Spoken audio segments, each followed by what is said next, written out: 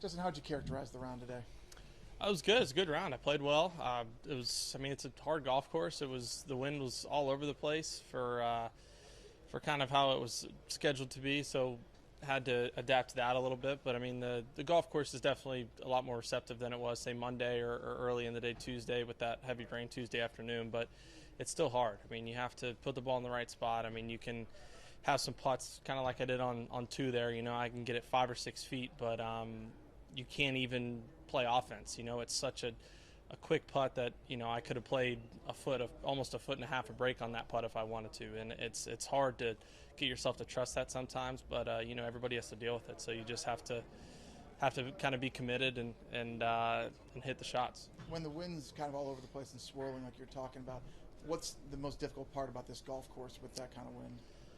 I mean, the golf course is hard as it is, and when it starts doing that, it obviously makes it harder because it might be, you know, different from, say, on the tee to the green. I mean, it was weird for us today. We played 15, and it was into the wind, and you know, they made that hole very, very long. And we get off the tee, or we get off the green, go to 16 tee, and all of a sudden that hole's into the wind. And like 16 being one of the hardest holes in the course, I was pretty excited to get that hole downwind and hopefully hit it over that bunker. But all of a sudden it flipped back into the wind. So it's little things like that, but it's golf. I mean, we all have to deal with that, but it definitely makes the course a little bit more challenging. Just to be clear, you haven't been here since the PGA, right? You were injured and then the I played in pandemic. 18. Oh, you did play in 18. So has it changed at all because of that gap? Has the golf course changed for you? It doesn't feel like it. I mean, it plays a lot different when it's Bermuda. I mean, the rough was so penal for the PGA, and the greens were faster. I mean, it was pretty soft that week just because of the humidity and had some rain in that week as well. But I mean, Bermuda, you can just get faster and firmer if they want versus the overseed. And this is kind of an offbeat question, but it's based on something Bryson said about he doesn't feel like he really has a stock 8-iron, for example, because every day it feels like it's different. Is it the same thing for you?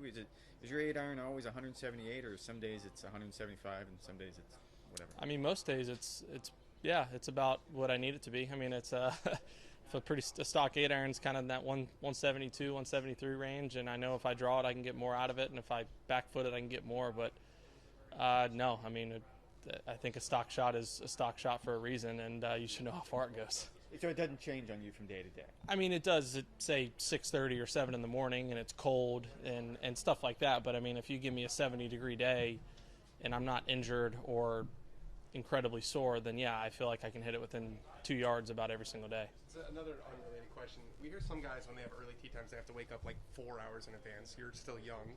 When you have an early tee time, like how far in advance do you need to wake up, and what are those hours in between waking up and the first tee look like?